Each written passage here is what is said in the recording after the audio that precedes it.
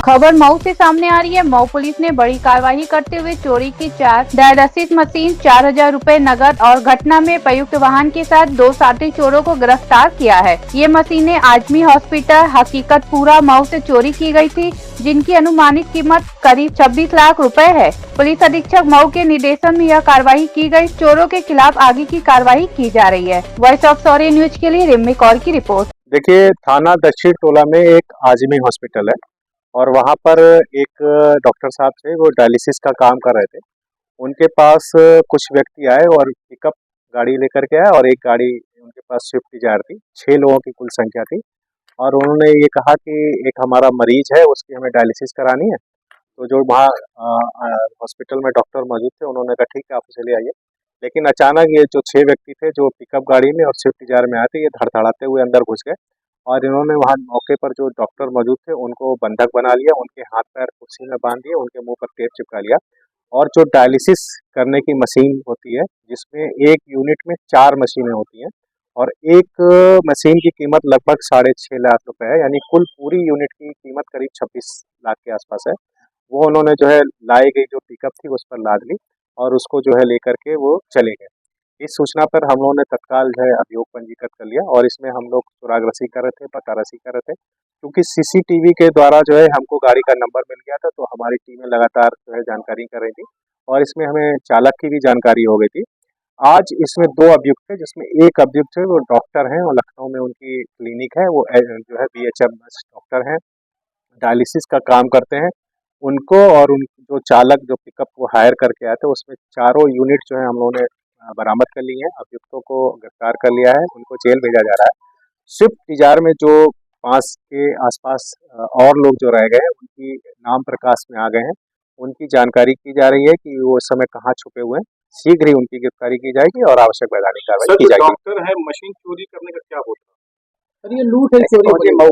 देखिए, ये जो वादी मुकदमा था, इन्होंने इसमें अभियोग चोरी का लिखाया था, लेकिन हम लोगों ने किसी तरह का केस को छुपाने की कोशिश नहीं करी है। हम लोगों ने इसको डकैती की धारा में कन्वर्ट किया है और इसको जो हुआ है वही हम कर रहे हैं। इसको हमने डकैती की धारा में। मशीन चोरी करने का क्या रीजन? लखनऊ का डॉक्टर, यहाँ के संचालक।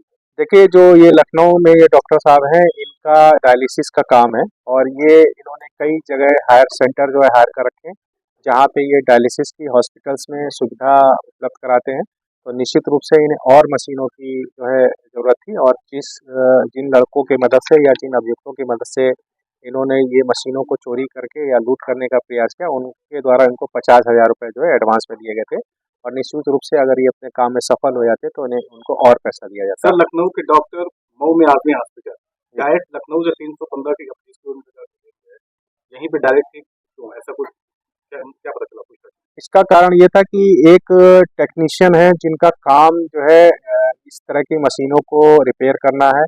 वो टेक्नीशियन यहाँ पर रिपेयर करने के लिए आए, लेकिन उन्होंने लखनऊ में जाकर के डॉक्टर साहब को ये जिक्र किया कि इस तरह की मशीन है और वो जो है प्राप्त की जा सकती है। तो डॉक्टर साहब के अपना लालच आ गया और उन्होंने अपनी एक टीम भेजी, जिसमें जो लड़का सुमित नाम का हमने पकड़ा है, वो घटना से कुछ दिन पहले आया। उसने पूरी वहाँ रेकी करी, ये देखा कि हमको जब हम घटना को अंजाम देंगे तो हमें कितने लोग जो है रोक सकते हैं या कितने लोग बाधा उत्पन्न पाएंगे। तो उन्होंने देखा एक लोग है, उन्होंने पूरी योजना बनाई और योजनाबद्ध तरीके से उन्होंने इन मशीनों की लूट करी। सर, आपको नहीं लगता कि अस्पताल प्रशासन के कुछ तो मिले होंगे इसमें, क्योंकि डायरेक्ट जो रेकी करने वाला है वो डायरेक्ट अस्पताल जाता है?